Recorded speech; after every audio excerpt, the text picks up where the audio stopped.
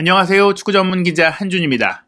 2023-2024 시즌 UEFA 챔피언스 리그 개막 라운드 최대 빅매치로 꼽혔던 바이에른 뮌헨과 맨체스터 유나이티드의 경기가 지금 막 끝났는데요. 사실 최근 맨유의 극도의 부진, 테나 감독의 경질에 대한 이야기까지 나올 정도로 좋지 않은 상황에다가 뮌헨에서 열렸던 바이에른의 홈 경기였기 때문에 두 골차 이상의 압승이 될 것이다라는 유럽 현지 언론의 전망들이 있을 정도로 바이에른에 기울었던 경기였습니다. 하지만 결과는 한 골차의 신승이었는데요. 무려 7골이나 나왔던 난타전, 김민재 선수의 플레이는 어땠고 또 양팀의 경기는 어떻게 진행이 됐는지 주요 장면을 통해서 분석하고 정리해보도록 하겠습니다. 경기 결과 말씀드린 대로 바이에른 뮌헨이 이기기는 했지만 4대3으로 간신히 승리했습니다. 특히 경기 막판에 종료전 추가시간 포함해서 한 5분 사이에 3골이 나오는 정말 치열한 경기였는데요. 이번 경기 김민재 선수가 지난 시즌 나폴리에서 아탈란타와 경기할 때 호일룬과 맞대결을 펼쳤고 그때 45분 만에 호일룬을 교체시키는 활약을 펼쳤었잖아요. 이번에는 맨유에 입단한 호일룬을 상대했는데 호일룬을 상대로 멋진 수비를 펼쳐 보이면서 또 한 번 인상적인 수비의 미학을 보여줬습니다. 다만 호일룬 선수도 이날 경기 득점을 하면서 응수했었는데요. 실제로 UEFA 공식 채널도 호일룬 선수가 맨유에서 첫 챔스 득점을 올린 것을 주목을 했고 그 뒤에 또 맨유가 놓친 선수죠. 해리 케인 선수의 바이에른 뮌헨에서의 첫 번째 챔피언스리그 득점을 조명하는 등 두 선수, 이 스트라이커들의 활약에 대해서 많은 스포트라이트가 있었습니다. 일단은 챔피언스리그 개막 라운드 2일차 결과 전체적으로 살펴보면요. A조의 바이에른 뮌헨, 맨유와 함께 속한 갈라타사라이와 코펜하겐의 경기는 2대2로 비겼습니다. 코펜하겐이 의외의 선전을 펼쳤으나 갈라타사라이가 그래도 홈에서 간신히 무승부를 끌어냈고요.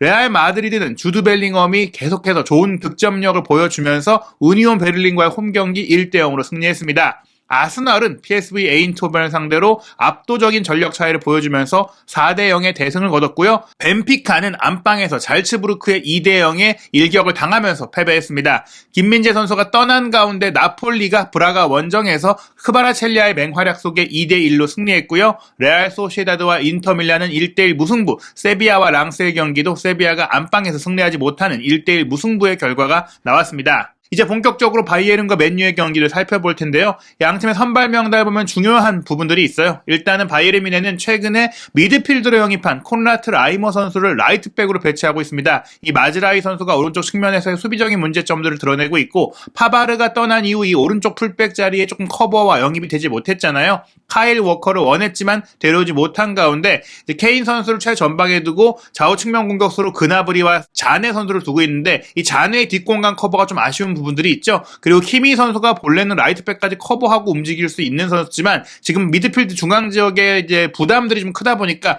그 부분까지 가서 움직이기에는 중원의 공백이 좀 많이 생기고 있습니다. 그러다 보니까 이제 그 공백을 커버하면서 미드필드 플레이까지 가능한 라이머가 오른쪽 풀백으로 뛰고 있어요. 물론 최근 리그 경기 같은 경우에는 마즈라이가 경고가 있어서 빼면서 라이머를 투입했던 것이다라고 레버쿠젠전을 마치고 투엘 감독이 얘기하긴 했지만 라이머도 기본적으로 라이트백을 이제 서브 포지션으로 볼 수 있는 선수이기 때문에 또 이 선수가 수비적으로 태클 능력도 좋기 때문에 라이트백으로 배치가 되고 있고요. 센터백 라인은 김민재, 우파메카노, 레프트백은 알폰소 데이비스, 미드필드의 고레츠카, 키미까지 무샬라 선수가 이제 컨디션을 회복하면서 이 선에 들어온 것까지 봤을 때 사실 이제 그 선발 명단에 큰 변화를 주기 어려운 지금 이제 뎁스가 조금은 줄어들었다고 볼 수 있는 바이에른이고요.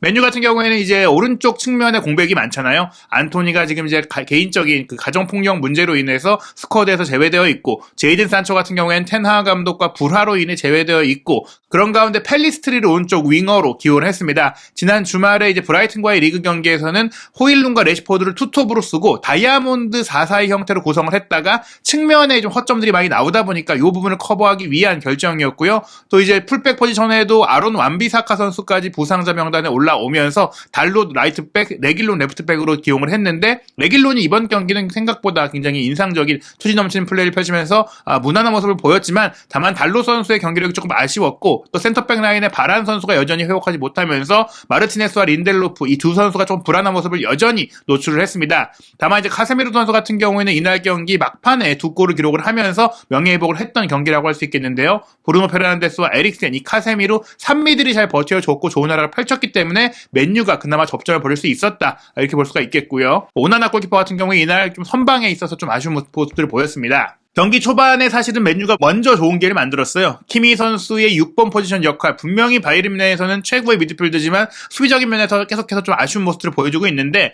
경기 시작 4분에 왼쪽 측면에서 살아나온 공을 이제 키미가 잡아줬어야 되거든요. 커트해서 이제 연결하는 상황에서 키미가 공을 빠뜨렸고, 이 빠뜨린 공을 에릭센이 이어받았습니다. 그리고 에릭센이 직접 이 공을 문전 왼쪽까지 몰고 들어가서 마지막 패스를 문전으로 보내줬는데, 오른쪽에서 달려들어오던 이 펠리스트리 선수를 우파메카노가 잘 견제를 해줬어요. 사실은 이제 펠리스트리가 먼저 이 공을 건드리면서 마무리 슈팅까지 가져갈 수가 있었는데, 우파메카노가 몸싸움을 벌이면서 정확한 컨트롤이 되지 못하면서 공이 흘렀고, 이 흐른 공을 에릭센 선수가 슈팅으로 가져갔지만 울라이 골키퍼가 선방하면서 바이에른이 초반에 위기를 넘겼습니다. 그리고 나서 17분까지 조금 소강 상태로 벌어지다가 레시포드가 라이머의 뒷공간을 돌파로 무너뜨렸어요. 아무래도 라이머 선수가 주 포지션이 라이트백이 아니다 보니까 레시포드를 막는데 조금 어려운 모습을 보였던 장면인데, 그래도 마지막 슈팅을 하는 순간까지 이제 방해를 해주면서 편안한 슈팅이 나오진 못했고 울라이히가 막아낼 수가 있었습니다. 이 상황에서 반대편에 호일룬이 침투하고 있었는데 김민재 선수가 그 앞을 잘 커버했기 때문에 레시포드가 크로스 패스가 아닌 슈팅을 시도할 수밖에 없었고요.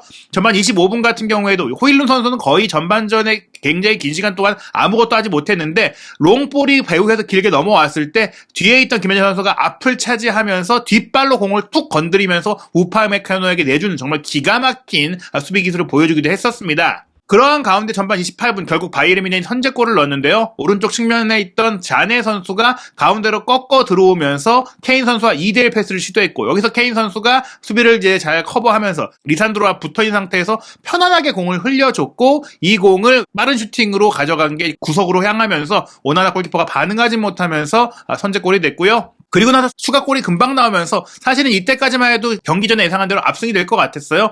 무시알라 선수가 이번에는 달로 선수의 뒷공간을 개인 드리블 돌파로 쉽게 무너뜨리고 나서 가운데로 이제 컷백을 내줬고, 무인지경에 있던 그나버리 선수가 좀 편안하게 슈팅을 때리면서 또 마무리를 했습니다. 이 상황을 오나나를 탓하기는 어렵겠지만 그래도 이 공을 이제 빠뜨리는 부분들도 있었고, 맨유 수비가 우왕좌왕하는 모습들도 있었고, 또 이선에 들어온 선수를 좀 커버하지 못하는 부분들, 이 장면까지 보더라도 이제 카세미르와 에릭센으로 구성된 수비형 미드필드의 이선 커버가 좀 아쉽지 않는 이런 모습들이 있었거든요. 다만 이제 공격 상황에 있어서는 에릭센 선수의 플레이가 좋았는데요. 34분에 에릭센의 패스를 받은 레길론의 컷백이 또 한 번 조금 날카롭게 이 김민재 선수의 뒷공간 쪽으로 흘렀습니다. 김민재 선수와 알폰소 데이비스의 그 사이 공간이 조금 노출되는 부분들이 있었는데, 펠리스트리가 이제 세도회 들어왔지만 이 공을 건드리지 못하면서 마무리하지 못했기 때문에 좀 결정적인 기회를 놓쳤습니다. 전반 37분에는 달로 선수가 오른쪽에서 연결한 크로스 패스가 있었는데 호일룬 선수의 헤더 슈팅이 좀 어이없게 빗나갔어요. 물론 이 상황은 호일룬이 헤더에서 승리하긴 했지만 김현재 선수가 붙어주고 괴롭혀줬고 방해해줬기 때문에 정확한 임팩트가 되지 못해서 김현재 선수가 공중볼을 획득하지는 못했지만 호일룬을 충분히 이제 제어했다라고 볼 수 있는 장면이었습니다. 전반전 바이에른 뮌헨이 2대0으로 앞섰는데요. 사실 내용적으로 그렇게 크게 앞섰던 건 아니에요. 점유율 56%였고 기대 득점이 0.44골 대 0.32골로 크진 않았습니다. 이날 경기 레시포드의 측면 돌파 공격이 좀 매섭다 보니까 이 라이머 선수의 뒤쪽으로 우파메카노가 많이 커버해줘야 되는 부분들이 있었고, 그러한 가운데 이제 반대편에 펠리스트리의 빠른 발도 있고 호일룬이 좀 오른쪽 하프 스페이스 쪽으로 이동하다 보니까 김민재 선수가 그쪽을 커버하니까 가운데가 좀 비는 경향들이 있었어요. 그 빈 곳을 또 김민재 선수가 커버하러 오다 보면 데이비스의 뒷공간이 열렸고, 그렇기 때문에 그 위치에 좀 아쉬운 부분들이 있었는데, 그런 상황들을 또 맨유가 잘 활용하지 못했던 부분들, 양팀 모두 빅찬스가 전반전에 한 번씩 있었는데 맨유는 그 빅찬스를 하지 못했던 것이 2대0의 차이를 만들었고요. 하지만 후반전 시작과 함께 맨유가 따라왔습니다. 49분 카세미르 선수의 전진 패스를 받은 레시포드가 문전 왼쪽을 파고들어서 빠른 타이밍으로 호일룬에게 공을 내줬고요. 여기서 호일룬 선수가 공을 키핑하자마자 반박자 빠른 템포로 왼발 슈팅을 그대로 가져갔는데, 이 슈팅을 김현재 선수가 막기 위해 자리하고 있었지만 김현재 선수의 블로킹 시도에도 불구하고 가랑이 사이로 이 슈팅이 빠지는 조금의 불운이 생기면서 맨유가 2대1로 추격골을 넣었어요. 전반전에 아무것도 하지 못했던 호일룬이 명예회복을 했다라고 볼 수 있겠는데요. 하지만 3분 만에 맨유의 기세가 흔들립니다. 우파메카노 선수가 공격에 가담한 이 세트피스 공격 상황에서 헤더로 떨궈준 공을 에릭센 선수가 하필이면 핸드볼 파울로 막았었고, VAR 체크를 통해서도 팔이 좀 비정상적으로 높이 올라왔다. 그래서 페널티킥이 선언이 됐고요. 53분에 이 케인 선수가 이 페널티킥을 깔끔하게 성공시키면서 3대1로 다시 달아났습니다. 이후에는 맨유가 총공세를 펼치는 부분들 속에서 뒷공간이 많이 생기기도 했고 양팀 모두 체력적으로 조금은 힘들었어요. 55분에 무시알라 선수가 개인 드리블 돌파로 중앙 지역을 공격을 완전히 흔들어 놓고 스루 패스를 줬는데 여기서 자네가 침투해서 연결한 슈팅이 골포스트를 때리고 나왔습니다. 여기서까지 득점이 나왔다면 애초에 또 예상한 대로 대량 득점 승리가 또 나올 수가 있었는데 아쉬웠던 장면이고요. 61분에는 달롯의 패스를 받은 펠리스트리가 빠른 발을 통해 사이드라인을 공략하려고 했는데 여기서 김민재 선수 특유의 커버 플레이가 나왔죠. 달롯보다 빠르게 공을 확보해서 어깨를 좀 확보했고 공도 확보하면서 가볍게 걷어내는 장면들이 있었습니다. 그리고 나서 무시알라의 돌파를 통한 바이에른의 공격들이 계속 나왔는데요. 62분 무시알라가 또 한 번 단독 돌파로 끌고 들어가서 케인에게 내줬고 케인 선수의 슈팅까지 나왔지만 이번에는 오나나가 선방을 했습니다. 조금은 이제 전사가 기운 상태였어요. 63분에 좀 체력 안배를 위해서 공격의 좀 속도를 높이기 위해서 바이에른은 그나브리를 빼고 코망을 투입했고요. 맨유 같은 경우도 에릭센의 체력적인 문제도 있지만 맥토미니 선수가 공격에 가담했을 때 클러치 능력과 결정력이 좀 있는 편이거든요. 그래서 69분에 에릭센을 빼고 맥토미니를 투입을 했습니다. 그 뒤 75분에는 이제 거의 이제 경기 흐름이 크게 이제 변화가 없다 보니까 바이에른 뮌헨이 무시알라를 빼고 슈퍼모탱을 투입하면서 이제 케인과 슈퍼모탱을 투톱에 가깝게 배치를 했어요. 이번 경기는 케인 선수가 좀 많이 연계해주고 내려와서 10번 역할을 겸하는 모습들이 많이 있었기 때문에 그 위를 슈퍼모탱이 올라가서 해결하는 그런 역할들을 맡긴 것 같았습니다. 81분 맨유는 호일룬과 펠리스트를 빼고 마시알과 가르나초를 투입하면서 공격진의 이제 체력과 속도를 좀 보강을 했는데요. 이러한 가운데 80분 자네 선수와 케인 선수가 멋진 콤비 플레이를 또 한번 만들어 봤습니다. 케인 선수의 호흡이 점점 맞아가는 모습이었는데 자네가 왼쪽에서 가운데로 공을 몰고 들어오면서 케인에게 패스를 줬고 케인이 이걸 백킬로 연결해주면서 자네에게 또 이어졌고 자네의 패스를 받은 코망이 슈팅까지 했으나 오나나가 선방을 했고요.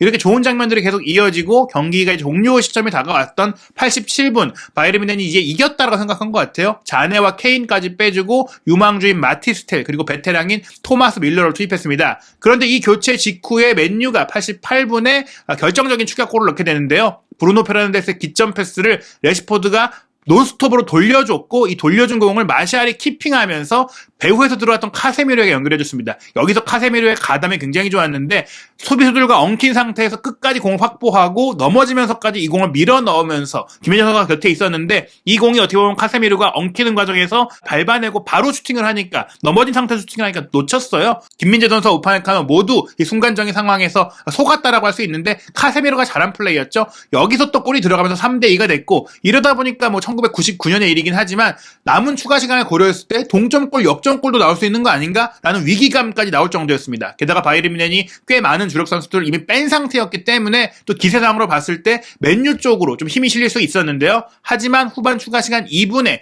키미 선수가 전진해 있던 맨유의 뒷공간을 잘 노린 기가 막힌 로빙 스루 패스를 보내줬고 이 스루 패스를 마티스텔 선수가 키핑 자체도 굉장히 좋았고 키핑하고 바로 때려 넣었던 결정력까지 좋았어요. 이런 개인적인 마무리 능력을 잘 보여주면서 4대2 쐐기골을 넣게 됩니다. 요 골로 통해서 또 한 번 바이에른 뮌헨이 좀 안정적으로 승리하는 것 같았는데 후반 추가 시간 5분 또 마지막 공격 기회에서 맨유가 브루노 페르난데스의 프리킥 크로스를 카세미르의 헤더 슈팅으로 좀 연결하면서 4대3까지 다시 한번 쫓아갔어요. 요 장면에서도 사실 김민재 선수 앞쪽으로 카세미르가 순간적으로 등장하면서 헤더골을 넣었기 때문에 김민재 선수의 수비가 조금 아쉬웠던 장면이긴 하지만 이것도 좀 카세미로가 잘한 장면이었다 이렇게 좀 볼 수가 있겠습니다. 결과적으로 4대3 바이에른 뮌헨이 이제 아슬아슬하게 이겼는데요. 전반적인 공격 위협도를 보면 그래도 바이에른 뮌헨이 더 날카로운 공격들 경기 대부분의 시간들을 주도했다라고 볼 수 있습니다. 실제로 점유율도 60% 대 40%로 바이에른 뮌헨이 앞섰고 전체 슈팅도 19대9로 바이에른 뮌헨이 많았고 기대 득점도 2.46골로 바이에른 뮌헨이 그래도 한 두세 골 정도를 넣을 경기를 했고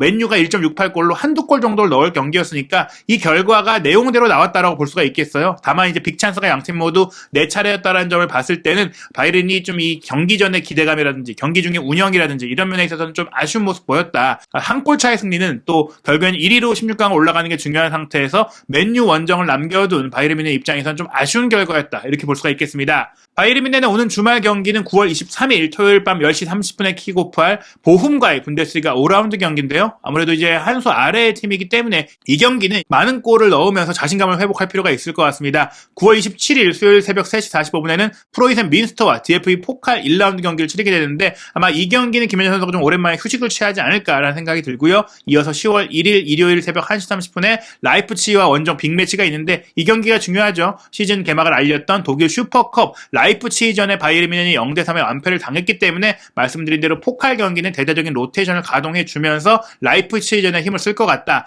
게다가 10월 4일 수요일 새벽 4시에 또 코펜하겐과 챔피언스리그 원정 경기가 있고 만만치 않은 팀 프라이부르크와 10월 9일에 또 리그 경기를 치러야 하기 때문에 체력 안배와 로테이션 조금 다양한 선수를 점검할 필요가 있는 보훔전과 프레이센전이 될 것 같습니다. 바이에른 뮌헨 라이프치히와의 슈퍼컵 이후 무패 행진이 이어지고 있지만 레버쿠젠전 무승부에 이어 이번 맨유전의 4대3 승리까지 조금 수비적으로 아쉬운 면들이 있었는데요. 그럼에도 불구하고 김민재 선수가 좋은 모습을 보여주면서 바이에른 뮌헨의 트래블 도전에 기여를 하고 있습니다. 한준TV와 함께 김민재 선수와 바이에른 뮌헨의 소식, 활약상뿐 아니라 유럽 축구 주요 소식들 확인하시기 바랍니다.